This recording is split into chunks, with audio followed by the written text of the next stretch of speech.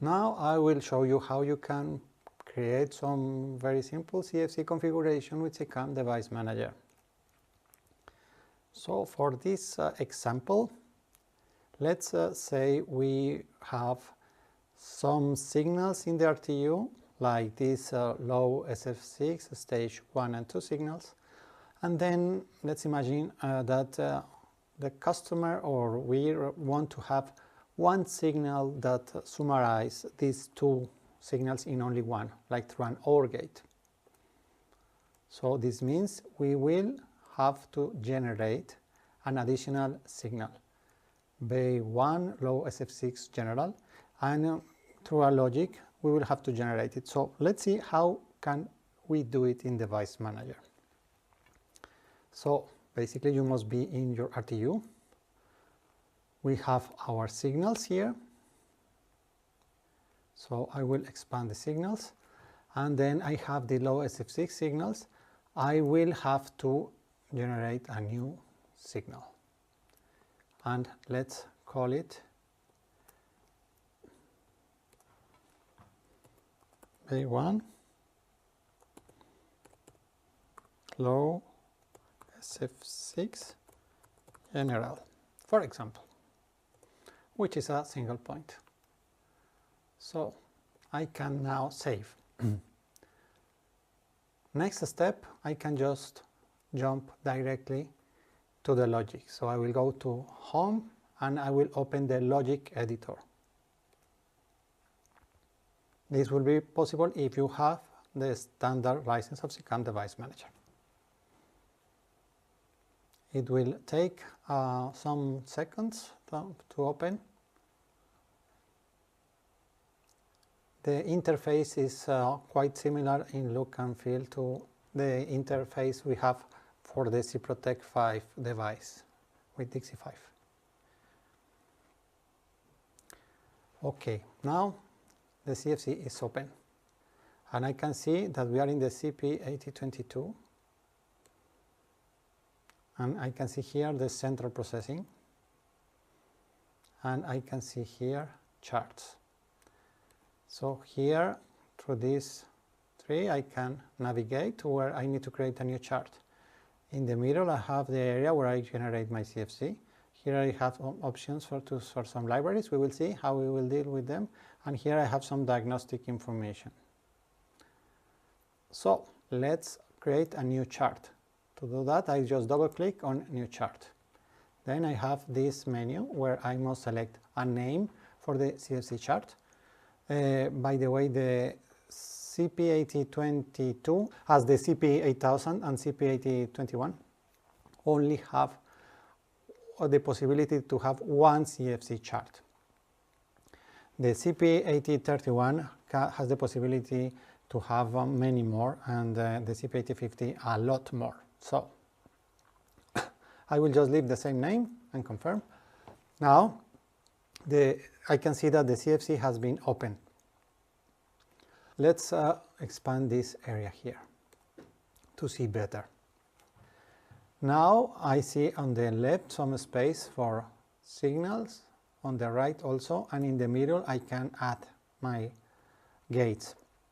Now I can see that on the right, now that the CFC is open, I can see some library in the instructions tab, where I can find some logical functions, and I want to add an OR. So I will just take it and drag and drop. That's it. Now I will go to Signals. I will find here under Spontaneous, I can find here low SF6. If I expand the signal, I will see that I have access to the value, but I also have access to the validity. It is not topical, so I can use a lot of the information that is coming from the communication telegram in my logic. For the time being, I'm interested in the value. By default, if I am lazy, I don't want to expand it. So this was the stage 1. I will take the stage 2 without expanding it. By default, the value, which has the value of the signal, will also be taken here. And now I want, this is the result. So drag and drop.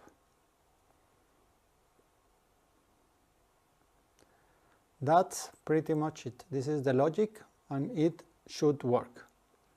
I can just now compile. Take a look at this button. It's telling me it is not saved, but I will compile. If I compile, I can see below it finished without errors or warnings, and this button is already deactivated, indicating that this change has been already saved in the configuration. I don't need to go to Device Manager and save. No need. It is already saved when I compiled. That's it. We could load this in the RTU and then it would work. Now I will show you how you can actually test this functionality in offline mode. So for that we need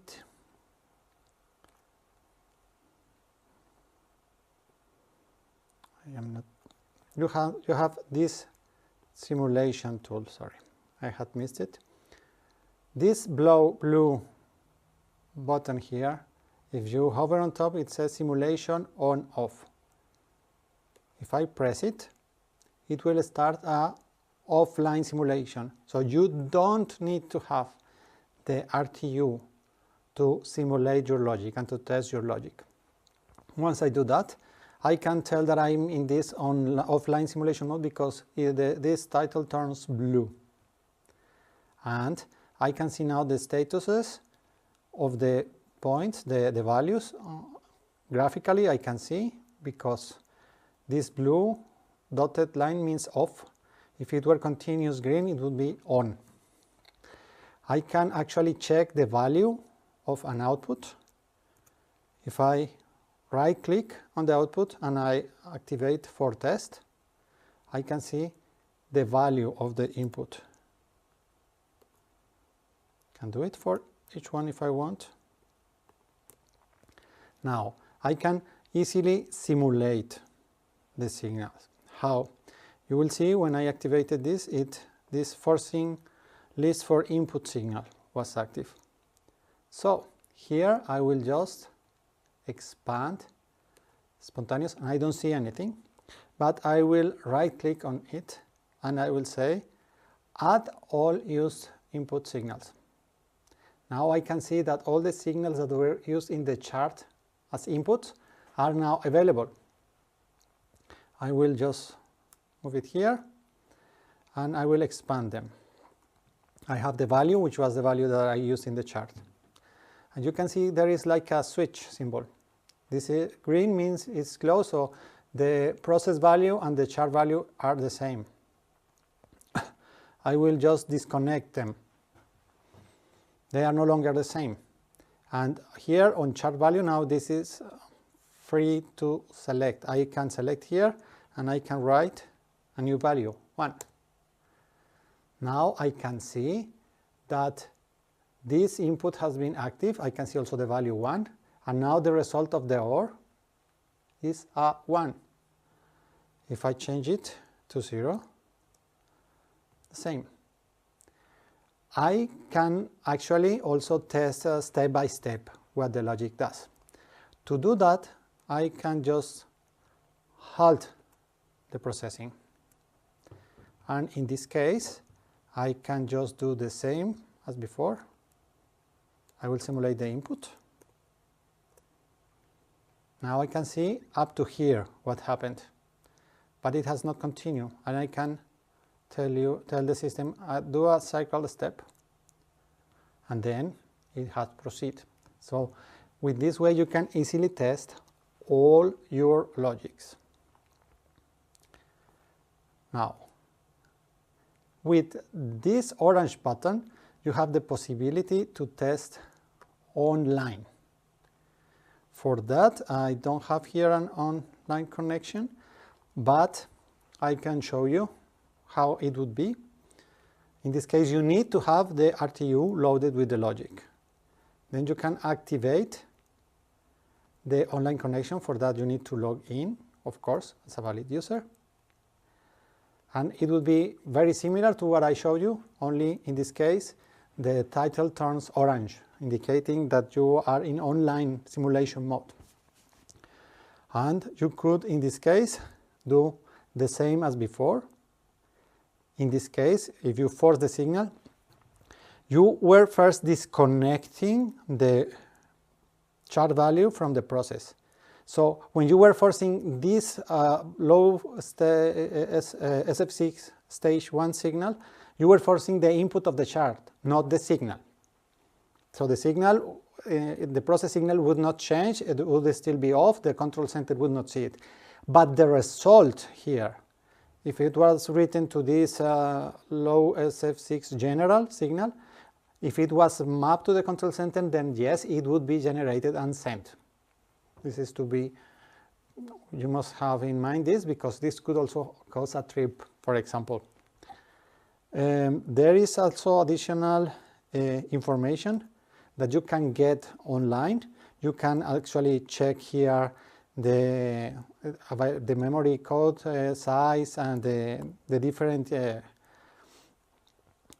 do like some kind of diagnostics of your logic.